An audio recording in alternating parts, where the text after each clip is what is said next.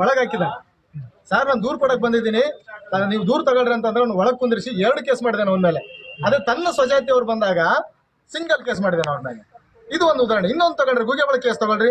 ಗುಗ್ಗೆಬಾಳಲ್ಲಿ ಬಂದು ಅಸ್ಪೃಶ್ಯರ ಮೇಲೆ 68 ಜನರ ಮೇಲೆ ಕೇಸ್ ಮಾಡಿದ್ದಾನೆ. ಅದೇ ತನ್ನ ಸ್ವಜಾತಿ ಅವ್ರ ಮೇಲೆ ಬರೀ 22 ಜನರ ಮೇಲೆ. ಅಸ್ಪೃಶ್ಯರು ಬಂದು 60ಕ್ಕೆ ಹೆಚ್ಚು ಜನರ ಮೇಲೆ ಹೆಸರು ಕೊಟ್ಟಿದ್ದಾರೆ. ಅವರು ಆ ಹೆಸರುಗಳನ್ನೆಲ್ಲ ತೆಗೆದು ಬರೀ 22 ಜನರ ಮೇಲೆ ಕೇಸ್ ಮಾಡಿದ್ದಾರೆ. ತೋಟದಿನ ಕೇಸ್, ಈಗ ತೋಟದಿನ ಕ್ರಾಸ್ ನಲ್ಲಿ ಒಂದು ಗಲಾಟೆ ನಡೀತೆ. ಆ ಗಲಾಟೆಯಲ್ಲಿ ಕೂಡ ಇಲ್ಲದೆ ಇರೋರು, ಅಸ್ಪೃಶ್ಯರು ಇಲ್ಲ, ಅದರಲ್ಲಿ ಜನರಲ್ದವ್ರು ಇಲ್ಲ, ಸುಳ್ಳು ಕೇಸ್ ಅದು. ಆ ಸುಳ್ಳು ಕೇಸ್ನಲ್ಲಿ ಪ್ರತ್ಯಕ್ಷ ಸಾಕ್ಷಿದಾರರೇ ಹೇಳಿದ್ದಾರೆ, ಇಲ್ಲ ನಾವು ಆ ಜಗಳನೇ ನೋಡಿಲ್ಲ, ಆ ಜಗಳದಲ್ಲಿ ಬಿಡಿಸ್ಕೊಂಡಿಲ್ಲ ನಾನು ಅಂತ. ಆ ದೂರುದಾರ ಮಹಿಳೆ ಏನ್ ಮಾಡಿದಾಳೆ, ಪ್ರತ್ಯಕ್ಷವಾಗಿ ಇಂತಿಂತವ್ರು ಇದ್ರು, ಆ 3 ಜನನ ನನ್ನ ಬಿಡಿಸ್ಕೊಂಡಿದ್ದಾರೆ ಆ ಜಗಳದಲ್ಲಿ ಅಂತ ಪ್ರತ್ಯಕ್ಷ ಸಾಕ್ಷಿದಾರ ಅಂತೇಳಿ FIR ಕಾಪಿಲೆ ಬರೆಸಿದ್ದಾರೆ. ಅವರೇ ಇಲ್ಲ ಅಂತ ಹೇಳ್ತಾ ಇದ್ದಾರೆ ಆ ಸಾಕ್ಷಿಯಲ್ಲಿ. ಇದು ಸುಳ್ಳು ಕೇಸ್ ಅಲ್ವಾ? ಇಂಥ ಕೇಸ್ಗಳನ್ನ ಅಸ್ಪೃಶ್ಯರ ಮೇಲೆ ಟಾರ್ಗೆಟ್ ಮೇಲೆ ಮಾಡ್ತಾ ಇದ್ದಾನೆ.